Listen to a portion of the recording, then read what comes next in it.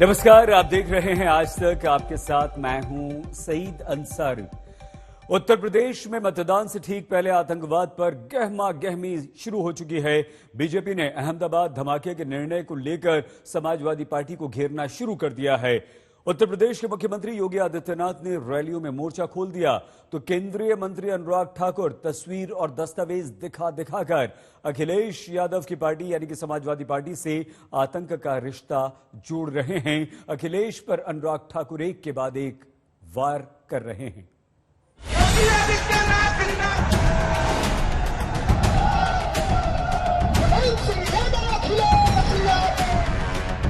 तीसरा दौर आते आते यूपी के चुनाव में आतंकवाद को भी एंट्री मिल गई।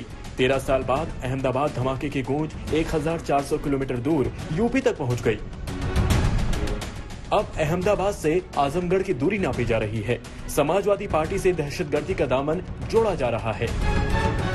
याद करिए, कल अहमदाबाद की एक न्यायालय ने अहमदाबाद के सीरियल ब्लास्ट में 38 आतंकवादियों को सजा दी।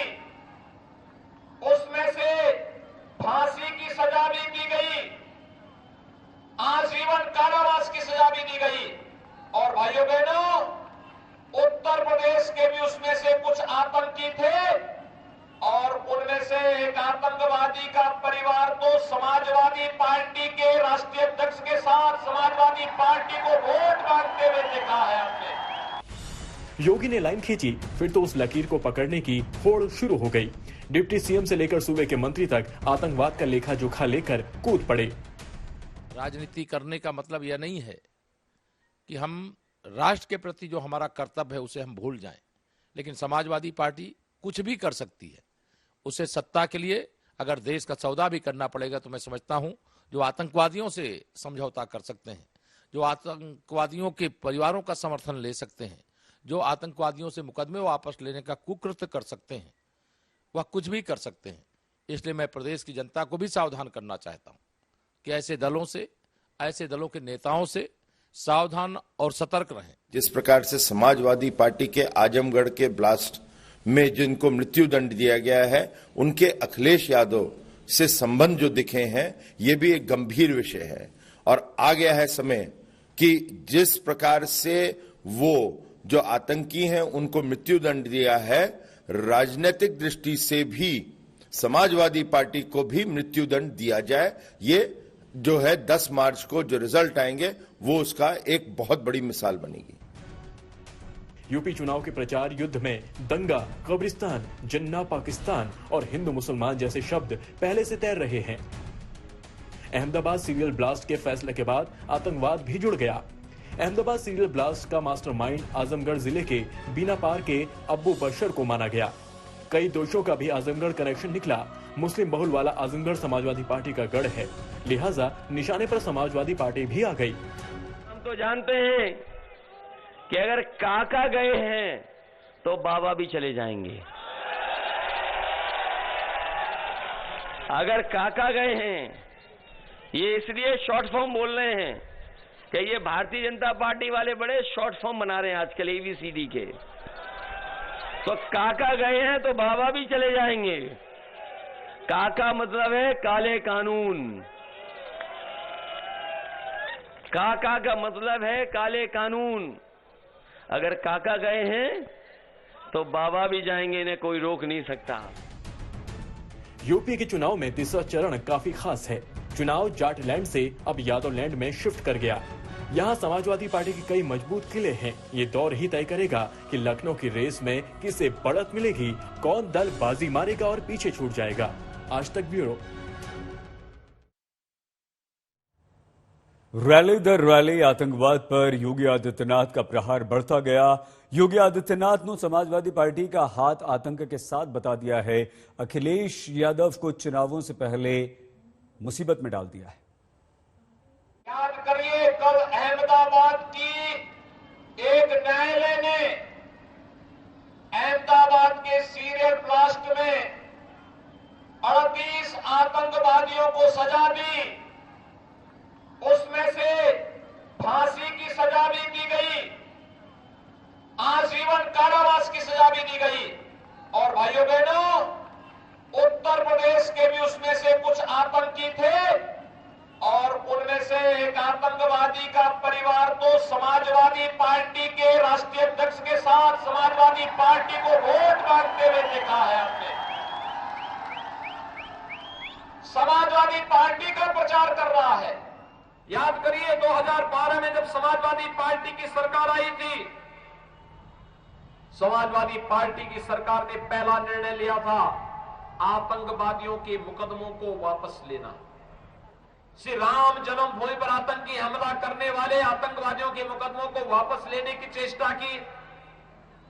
लखनऊ की कचहरियों पर हमला करने वाले आतंकवादियों की, गोरखपुर में विस्फोट करने वाले आतंकवादियों की, कानपुर में सीरियल ब्लास्ट करने वाले आतंकवादियों की, बिजनौर में विस्फोट करने वाले आतंकवादियों के मुकदमों को वापस लेने की कुत्सित चेष्टा की थी। आप अनुमान कर सकते हैं, सपा नई हवा है, वही सपा है। सपा का हाथ साथ, यानी सपा का हाथ आतंकवादियों के साथ, ये एक बार फिर से साबित हो गया है। आतंकवाद वाले वार पर केंद्रीय मंत्री अनुराग ठाकुर ने प्रेस कॉन्फ्रेंस कर दी और अखिलेश यादव को एक बार फिर से कटघरे में खड़ा किया, निशाने पे लिया, उनके फोटो दिखाकर उनसे सवाल किया।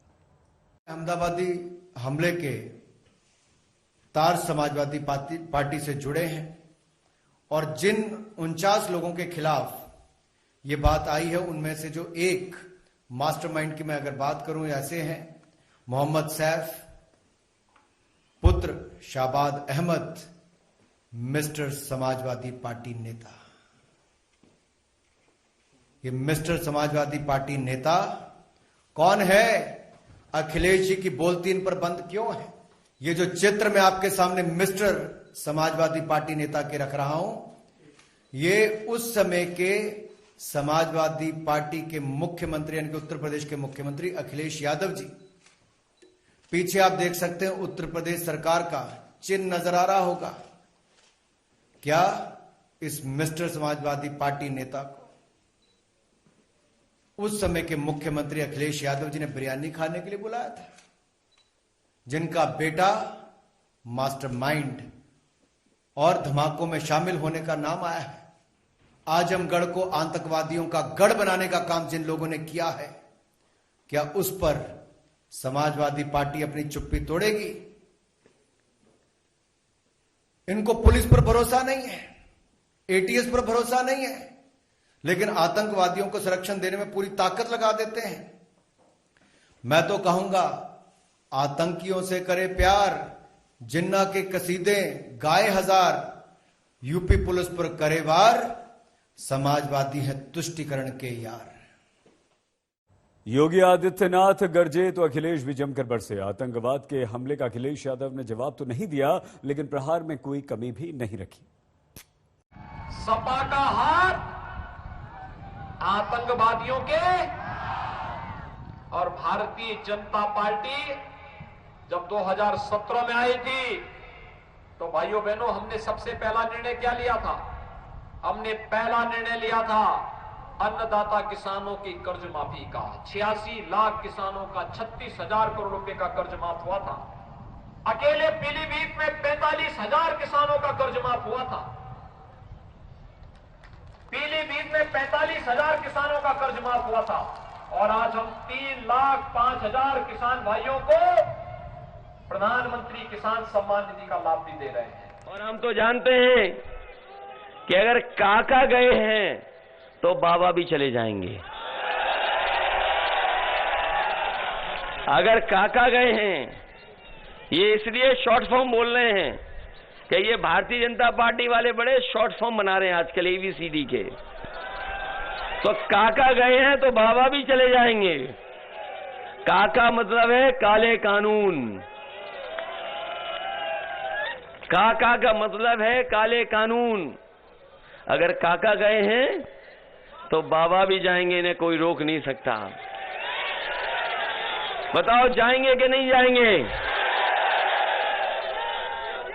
और पैदल पैदल तो पहले ही कर दिए गए थे। 5 साल पहले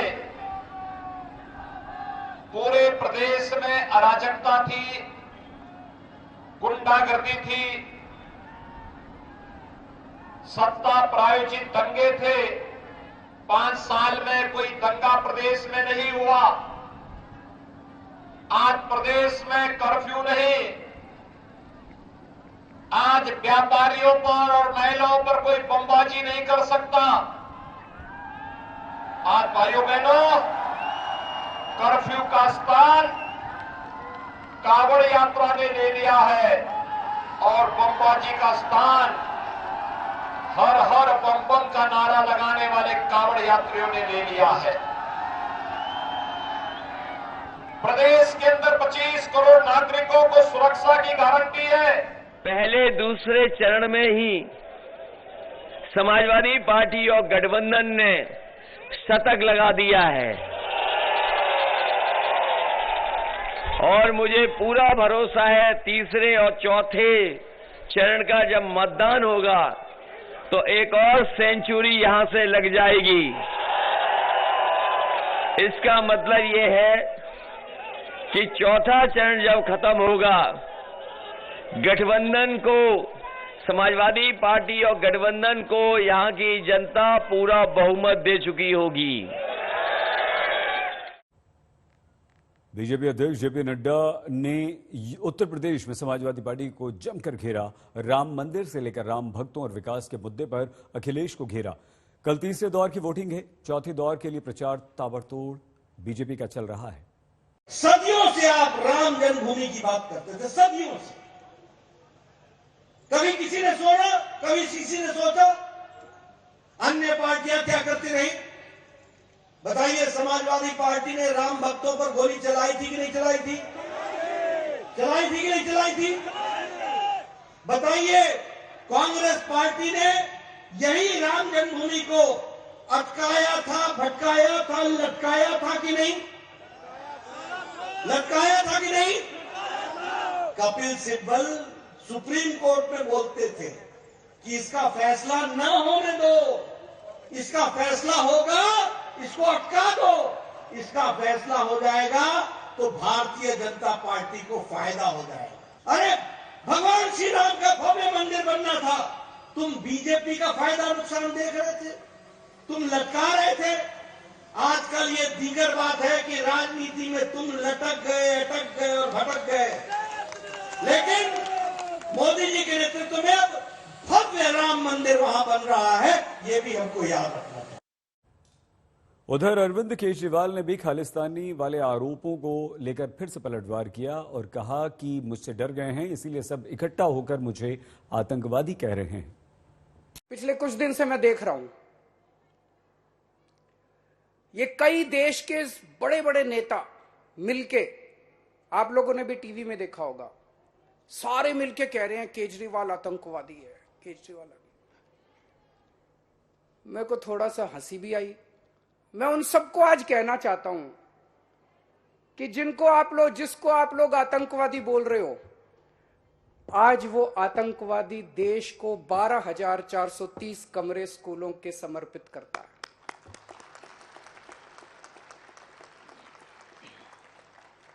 आज वो आतंकवादी ऐसे स्कूल बना रहा है जिसमें एक ही डेस्क पे बैठ के गरीबों के और अमीरों के बच्चे पढ़ रहे हैं।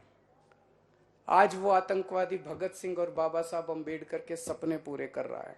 नेताओं को सबसे बड़ा डर और किसी चीज से नहीं लगता, स्कूलों से लगता है। क्यों लगता है?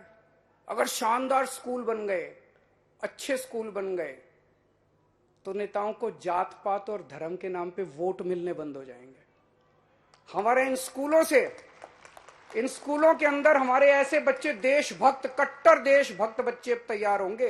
ये हम स्कूल नहीं बना रहे, ये हम देशभक्त बनाने की फैक्ट्रियां बना रहे हैं। यहां से देशभक्त बन के निकलेंगे। और जब ये आज सोच के देखो, 5 से 10 साल के बाद जब ये बच्चे बाहर निकलेंगे, ये बच्चे किस आधार पे वोट देंगे? ये धर्म और जात के आधार पे वोट नहीं देंगे, ये देश के विकास के नाम पे वोट दिया करेंगे। पंजाब में वोटिंग से ठीक पहले खालिस्तानी कनेक्शन को लेकर घमासान मच गया। अरविंद केजरीवाल और उनके पूर्व सहयोगी कुमार विश्वास में आरोप प्रत्यारोप की झड़ी लग गई। कुमार विश्वास के अनुसार केजरीवाल चुनावी फायदे के लिए खालिस्तानी समर्थकों से भी हाथ मिलाने को तैयार थे। एक दिन एक कवि ने खड़े होकर एक कविता सुनाई और उस कविता में उसने कहा कि 7 साल पहले केजरीवाल ने मेरे को कहा था कि देश के 2 टुकड़े करेंगे, एक टुकड़े का पीएम तू बन जाइए और एक टुकड़े का पीएम मैं बन जाऊंगा। और उसके बाद राहुल गांधी ने ये बात कही। प्रधानमंत्री जी ने राहुल गांधी की स्पीच देखी, तब प्रधानमंत्री जी को समझ में आया कि इतना बड़ा आतंकवादी इस देश के अंदर पनप रहा है। ये तो शुक्र उस कवि का जो उसने इतना बड़ा आतंकवादी पकड़ लिया, नहीं तो इनकी सारी एजेंसीज नहीं पकड़ पाई थी। वो किसी प्लेटफॉर्म पे आके बहस क्यों नहीं करते हैं? मुझे वो कह रहे हैं कि कवि है, हास्य कवि है। अरे भैया, मैं तो पढ़ा लिखा हूं, थ्रू आउट फर्स्ट क्लास हूं, गोल्ड मेडलिस्ट हूं, कॉलेज में पढ़ाया है 17 साल। तुम तो एक ऐसे हास्य कलाकार को लिए घूम रहे हो जिसपे 10वीं 12वीं भी 3 बार में हुई है। तो तुम तो कल वो कोई गड़बड़ कर देगा तो तुम तो कह दोगे वो तो हास्य व्यंग के आदमी है, वो तो हास्य कलाकार है, मैं क्या करूं। देश का मुद्दा है। और कहते हैं जी राहुल गांधी और मोदी जी एक सुर में बोल रहे हैं। राहुल गांधी और मोदी जी एक दूसरे के खिलाफ चुनाव में भीषण वार प्रहार करते हैं, ठीक है जी, खूब एक दूसरे के राजनीतिक दुश्मन है, लेकिन कम से कम उन 2 लोगों में, उन 2 पार्टियों में यह तमीज तो है कि राष्ट्रीय अखंडता के मामले में एक हो जाएं। भगत सिंह को अंग्रेजों ने आतंकवादी बोला था। मैं भगत सिंह को बहुत मानता हूं, मैं अपने आप को भगत सिंह का चेला मानता हूं। देश जानता है कि भगत सिंह जैसा कट्टर देशभक्त कोई नहीं था। 100 साल पहले भगत सिंह को अंग्रेजों ने आतंकवादी बोला था और 100 साल के बाद अब इतिहास अपने आप को दोहरा रहा है कि भगत सिंह के चेले को आज ये सारे भ्रष्टाचारी मिलके आतंकवादी साबित करना चाह रहे हैं। लेकिन देश की जनता देख रही है कि असलियत क्या है। मैं तो ये पूछना चाहता हूं भाई, आपको तो किसी ने टेररिस्ट नहीं कहा, पर हां आप मुझे ये बताइए, देश को बताइए कि क्या पिछले चुनाव में आपके घर पर टेररिस्ट एसोसिएशन से सिंपैथी रखने वाले लोग, बात कराने वाले लोग आते थे या नहीं थे? जब मैंने उस पर आपत्ति उठाई थी तो पंजाब की मीटिंग से मुझे बाहर कर दिया गया था, नहीं कर दिया गया था। और मैंने एक दिन रंगे हाथ पकड़ी थी घर पे मीटिंग, बाहर एक प्रहरी भी खड़ा था कि नहीं अंदर मीटिंग चली, मैंने उसको धक्का दिया, हरियाणा का प्रहरी था वो, साइड हट। अंदर जाके देखा तो वही लोग बैठे हुए थे। मैंने कहा किनके साथ मिल रहा है? नहीं कुछ नहीं, इसका बड़ा फायदा होगा, इसका बड़ा फायदा होगा। तो वो ये बताएं, वो ये बताएंगे नहीं, बाकी सब वो तरह तरह के आरोप प्रत्यारोप करते रहेंगे। यूपी से पंजाब तक चुनावी दौर में आतंकवाद पर शोर है। पंजाब की चुनावी लड़ाई में खालिस्तान की एंट्री हो चुकी है। मामला अब चुनावी मंच से होता हुआ जांच तक पहुंच गया। सीएम चन्नी की चिट्ठी पर केंद्र सरकार की तरफ से जवाब आ गया, जिसमें मामले की गंभीरता से जांच किए जाने का विश्वास अमित शाह ने दे दिया है। शायद मैं दुनिया का सबसे स्वीट आतंकवादी होऊंगा। तू इधर उधर की बात न कर भाई, ये बता कि खालिस्तान के विरोध में तेरा क्या स्टेटमेंट है? शुक्र उस कवि का जो उसने इतना बड़ा आतंकवादी पकड़ लिया। मैच के आखिरी ओवर में कुमार विश्वास की एंट्री हुई और जैसे नजारा ही बदल गया। एक तरफ केजरीवाल और दूसरी तरफ कांग्रेस, बीजेपी और अकाली दल की नई भिड़ंत शुरू हो गई। नए मोर्चे खुल गए, नए महारथी डट गए, नए दांव शुरू हो गए। कुमार विश्वास के बयान की चिंगारी ने जैसे बारूद के ढेर में आग लगा दी। सबसे पहले सुनिए 2 पूर्व सहयोगियों का ये जुबानी संग्राम। शायद मैं दुनिया का सबसे स्वीट आतंकवादी होऊंगा। प्रधानमंत्री जी ने राहुल गांधी की स्पीच देखी, तब प्रधानमंत्री जी को समझ में आया कि इतना बड़ा आतंकवादी इस देश के अंदर पनप रहा है। ये तो शुक्र उस कवि का जो उसने इतना बड़ा आतंकवादी पकड़ लिया, नहीं तो इनकी सारी एजेंसीज नहीं पकड़ पाई थी। मतलब ये चल क्या रहा है? मैं तो ये पूछना चाहता हूं भाई, आपको तो किसी ने टेररिस्ट नहीं कहा, पर हां आप मुझे ये बताइए, देश को बताइए कि क्या पिछले चुनाव में आपके घर पर टेररिस्ट एसोसिएशन से सिंपैथी रखने वाले लोग, बात कराने वाले लोग आते थे या नहीं थे? अरे तू इधर उधर की बात न कर भाई, ये बता कि खालिस्तान के विरोध में तेरा क्या स्टेटमेंट है? ये बता कि तेरे घर पर लोग आए थे, आते थे या नहीं आते थे, और बता दे, नहीं तो मैं बता दूंगा। कुमार विश्वास के आरोप कांग्रेस और बीजेपी के लिए लॉन्चिंग पैड बन गए। चरणजीत सिंह चन्नी ने केंद्र सरकार को खत लिख दिया। और अमित शाह की तरफ से फौरन जवाब भी आ गया। अमित शाह का जवाब सुनिए। इस विषय पर मैं आपको आश्वस्त करता हूं कि देश की एकता और अखंडता से खिलवाड़ करने की इजाजत किसी को नहीं दी जाएगी। भारत सरकार ने इसे अत्यंत गंभीरता से लिया है और मैं स्वयं इस मामले को गहराई से दिखवाऊंगा। अमित शाह ने न सिर्फ जांच का भरोसा दिया बल्कि राजनीतिक तरीकों से भी केजरीवाल की घेराबंदी की। खत में अमित शाह ने कहा, एक राजनीतिक पार्टी का देश विरोधी, अलगाववादी, प्रतिबंधित संस्था से संपर्क रखना और चुनाव में सहयोग प्राप्त करना देश की एकता और अखंडता के दृष्टिकोण से अत्यंत गंभीर है। इस प्रकार के तत्वों का एजेंडा देश के दुश्मनों के एजेंडा से अलग नहीं है। ये अत्यंत निंदनीय है कि सत्ता पाने के लिए ऐसे लोग आतंकवादियों से हाथ मिलाने से लेकर पंजाब और देश को तोड़ने की सीमा तक जा सकते हैं। और ये जो पार्टी का नाम है ना, AAP, इसी में इसकी असलियत, इसी में इसका मतलब छिपा हुआ है। AAP मतलब अरविंद एंटी पंजाब, अरविंद एंटी पंजाब, यही है इसका मतलब AAP का। ये खत सबूत है कि बीजेपी इस मौके को हाथ से नहीं जाने देना चाहती। केजरीवाल को हर तरफ से घेरने की पूरी कोशिश हो रही है। केजरीवाल पूछ रहे हैं, अब तक एक्शन क्यों नहीं लिया? आप पूछ रही है, जिन चन्नी साहब को पीएम की सुरक्षा में चूक का कसूरवार माना, वो इतने भरोसेमंद कैसे हो गए? अगले 1-2 दिन में मुझे खबर मिली है, एक ऑफिसर का फोन आया था कि अगले 1-2 दिन में एक NIA में एक FIR दर्ज की जाएगी मेरे खिलाफ। सबका उन सारी FIR का स्वागत है, लेकिन ऐसे इस तरह से अगर देश की सुरक्षा को केंद्र सरकार डील करेगी तो देश की सुरक्षा को लेके काफी चिंता होती है। जो भी हो, ये पूरा प्रकरण पंजाब और देश के लिए ठीक नहीं है। आतंकवाद जैसे संजीदा मसले पर राजनीति सही नहीं। इस मुद्दे को चुनावी दांव से जितना दूर रखा जाए, पंजाब के लिए उतना ही बेहतर रहेगा। आज तक ब्यूरो। प्रधानमंत्री नरेंद्र मोदी ने आज अपने घर पर अफगानिस्तान के हिंदू सिख प्रतिनिधिमंडल से मुलाकात की। प्रतिनिधिमंडल में शामिल नेताओं ने केंद्र सरकार को लगातार मदद के लिए धन्यवाद कहा। साथ ही वीजा पुनर्वास के मुद्दे पर भी पीएम से बातचीत की। श्री हरदीप पुरी जी को, मनजिंदर सिंह सिरसा जी को आपने बोला कि हमारी तरफ से आप लोग जाके श्री गुरु ग्रंथ साहब जी महाराज की सवारी साहब बड़े अदब और सत्कार से साथ लाओ। हमारे लिए वो जिंदगी, मैं तो कहता हूँ आप प्रधानमंत्री हिंदुस्तान के नहीं, सब दुनिया के प्रधानमंत्री। जहाँ जहाँ हिंदू सिख